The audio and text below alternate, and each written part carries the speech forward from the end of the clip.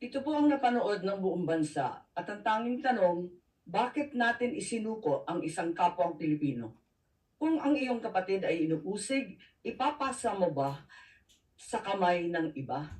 Kung ang iyong ama o di kaya ang iyong lolo pa, matanda na, may sakit, kinakalagkad palabas ng inyong tahanan, manunood ka ba na parang wala lang? Ganito ang nangyari ngayon. Isinuko natin si Rodrigo Roa Duterte sa dayuhan na para bang wala siyang sariling bayan, na para bang hindi na natin kayang humusga sa sarili nating tahanan.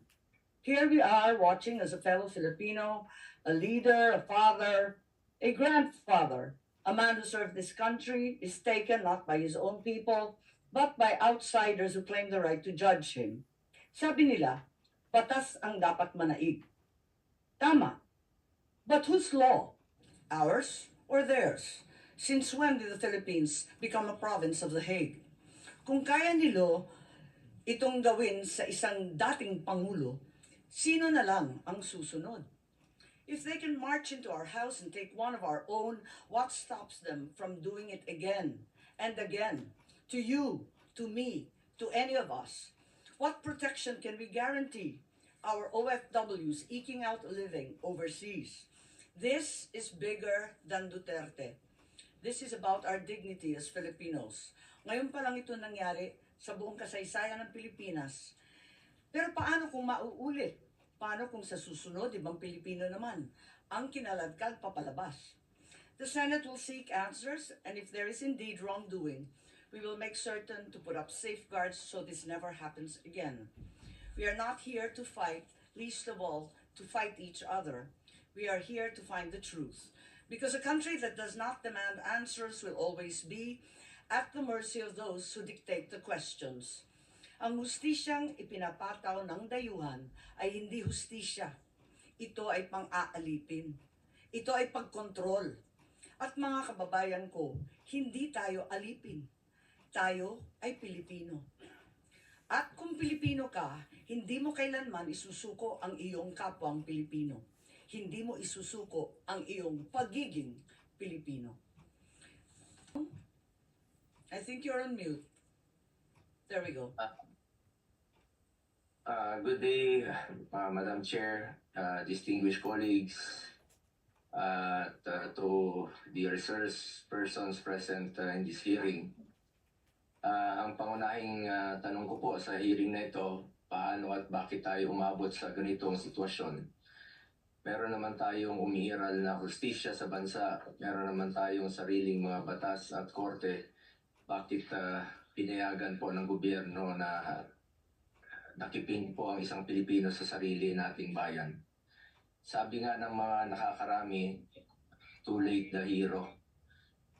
Kaya kung ano man ang lumabas sa hearing na ito, si dating Pangulong Duterte ay ngayon nasa The Hague na po, Netherlands na po. Ano bang pwede pang magawa? I respect the initiative of this committee to hold the Senate inquiry. Bagamat nirespeto natin ang pagdinig na ito, sinasabi ko rin po ang aking mga hinanakit na parang too late na po. Walang problema sa akin mag-hearing kahit araw-araw po. Pero tanong, may babalik niyo pa ba si Tatay Digong? Yan ang tinatawag ko na too late the hero na po. Useless lahat ng hearing na ito kung hindi na po may babalik si Tatay Digong. Kung kaya, pakiusap ko lang, kung kaya niyo po siyang dalayin doon, in less than 1 day, sa loob po ng 13 na oras, dapat kaya niyo rin po siyang ibalik dito sa lalong madaling panahon. Dahil nangungulila po ang Pilipino at hindi kayang tanggapin ang nangyari sa kanya. Bilang isang mambabatas, nandun ako sa NAIA noong lumapag ang eroplanong sinasakyan ni dating Pangulong Duterte. Hindi po ako pinayagang makapasok. Kasama ko po ang kanyang mga doktor dahil may scheduled medical check-up po siya sa March 12. You may check the records po. Importante masiguro ang kanyang kalusugan dahil 80 years old na po ang dating Pangulo. Pero mukhang hindi ito naisaalang-alang po ng otoridad dahil hindi siya pinayagan na mapunta sa ospital. Hindi nadala ang kanyang mga medisina.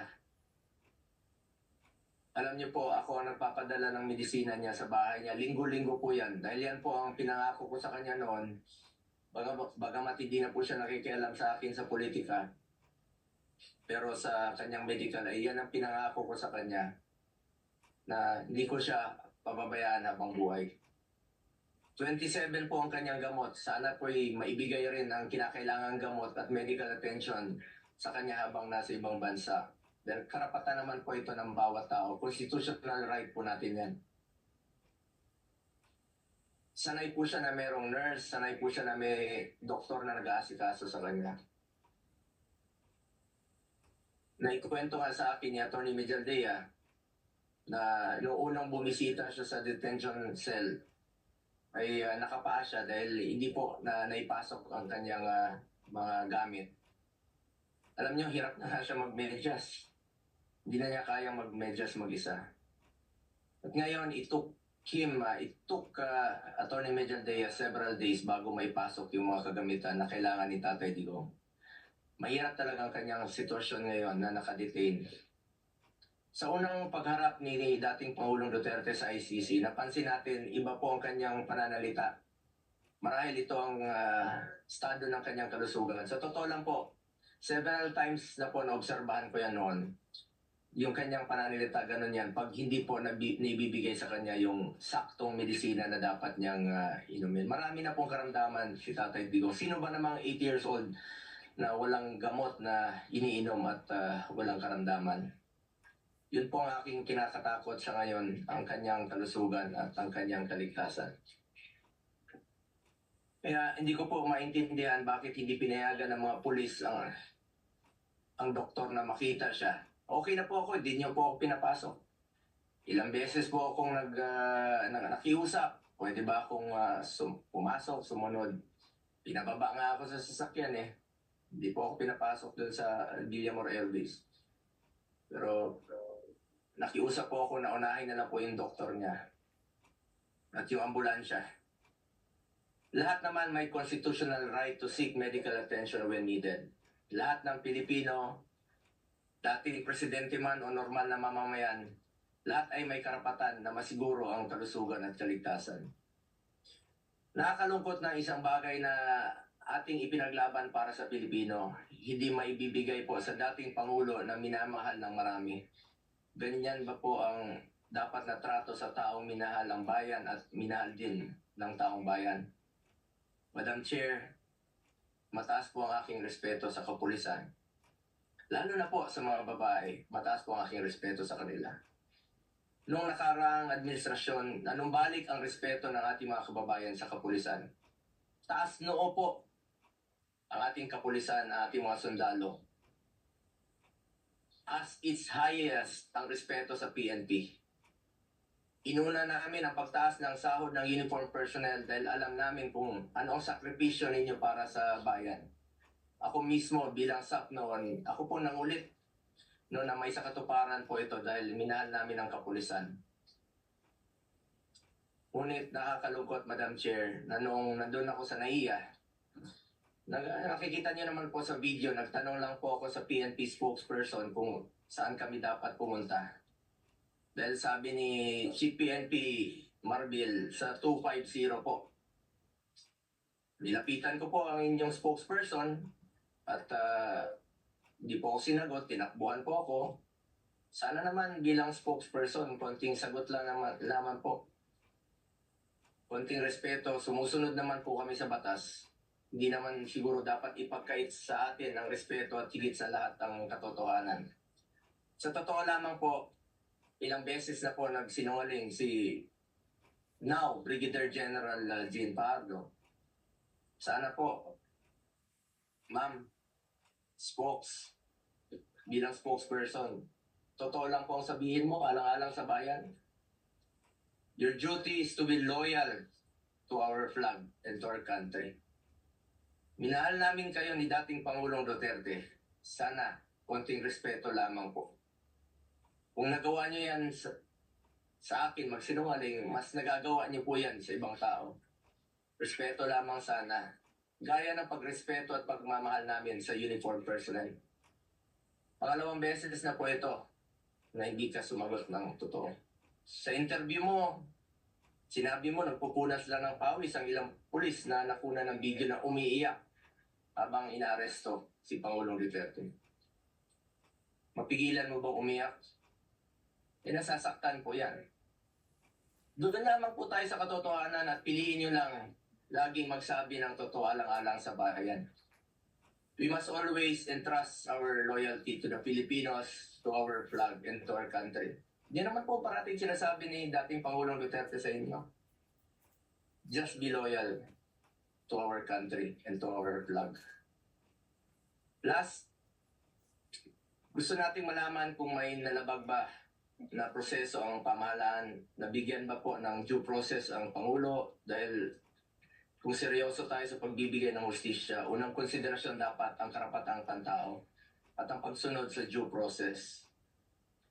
Sa totoo lamang po, hindi na po tatakbo si Tatay Digong sa inyo. Di na niya kayang tumakas. At alam niyo po yun. Di na niya kaya kayong takbuhan. Dahil hirap na nga siya maglakad, nagsusungkod na nga lang po siya. Imbis na umunlad, bigla tayong umurong. OFWs, pinapauwi natin. Noon, ginagawa natin ang paraan. In fact, si dating Pangulong Duterte, sumusulat yan sa mga king o sa leader ng ibang bansa para makauwi. And even nagre-raise tayo ng blood money para makauwi lang yung mga kababayan natin. Pero bakit baliktad niya yan? Bakit isinuko po ang sarili nating lahi? Hindi ko lubusang matanggap na siya ay nililiti sa ibang bansa gayong siya ay isang Pilipino. Samantalang mayroon naman tayong maayos na judicial system sa ating bansa na nirerespeto. Kasarinlan yan bilang isang bansa. May sarili tayong batas, may sarili tayong proseso, may sarili tayong korte at may kakayahan tayong panagutin ang sinumang nagkakasala sa ating bayan. Madam Chair, this is now a matter of principle, justice, and humanity. Hindi ba't may sarili tayong sistema ng hustisya? Kapag may Pilipinong nagkasala, dapat tayo po ang husga. We must protect our citizens and we must stand as one. Dagdag pa dito, Madam Chair, mula noon hanggang ngayon, naninindigan naman po si Solicitor General Minardo Guevara na walang jurisdiction ng ICC sa ating bansa. Kung consistent po ang gobyerno sa posisyon na ito na hindi kilalanin ang jurisdiction ng International Criminal Court, bakit hinayaan po nito ma-implement ng warrant of arrest ang Interpol mula sa isang korte na hindi naman natin kinikilala? Kung wala naman talagang jurisdiction at may warrant of arrest ang Interpol o ICC, sana binigyan muna ng pagkakataon ng gobyerno through the proper authority like judicial court na i-verify o suriin ang validity ng arrest sa warrant. Ang issue na ito ay hindi lamang para kay Pangulong Duterte. Ito ay mahalagang usapin sa soberanya ng Pilipinas ang nakataya dito. Alang-alang sa ating mga bayaning nagbuwis ng buhay upang makamit lang ang ating kalayaan. Alang-alang sa ating ngayon na patuloy na inaalagaan ng ating soberanya upang ang ating mga anak at ating mga anak ay mamumuhay ng isang bansa na malaya at nirespeto ng ibang bansa. Ang bawat Pilipino, mataas o mababa man ang katayuan sa buhay, dapat may gobyernong masasandalan na hindi siya pababayaan. Former President man o hindi, karapatan yan, lalo na po pagdating sa kanyang kalusugan, kaligtasan at buhay.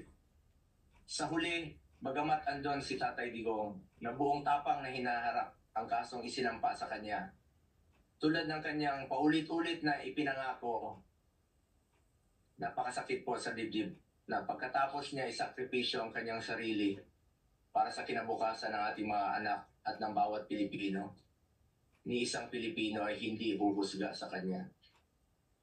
Imbis na ibigay sa Pilipino ang paghusga sa mga ginawa ni dating Pangulong Duterte na paglaban sa droga at kriminalidad, sadly, hindi po ganun ang nangyari. Sabi ko nga, para sa akin, Pilipino po ang dapat humusga sa totoong sitwasyon sa bansa. Kung mas nakakalakad na po ba ang ating mga anak noong panahon niya, hindi po nasasaktan, hindi nababastos. Kayo po ang humusga. Pilipino po ang dapat humusga. Minahal tayo ni Tatay Digong. Ginawa niya po ang lahat para sa bayan. Tanda na po siya. Ayaw na nga niyang tumakbong presidente. Pero ginawa niya po ito dahil yan po ang kanyang sinumpaang tungkulin para sa mga kababayan natin Pilipino. Pero ngayon, hindi lang si Tatay Digong ang inialay at ipinamigay ng ating sariling kababayan. Gusto lang inialay at ipinamigay din ito ang karapatan ng Pilipino na husgahan ang ating sariling kababayan at magdesisyon kung ano ang mas makakabuti sa ating bayan. As I said, March 11 was indeed the saddest day in our history. Sana po, hindi na po ito maulit. Marami pong nasaktan na Pilipino.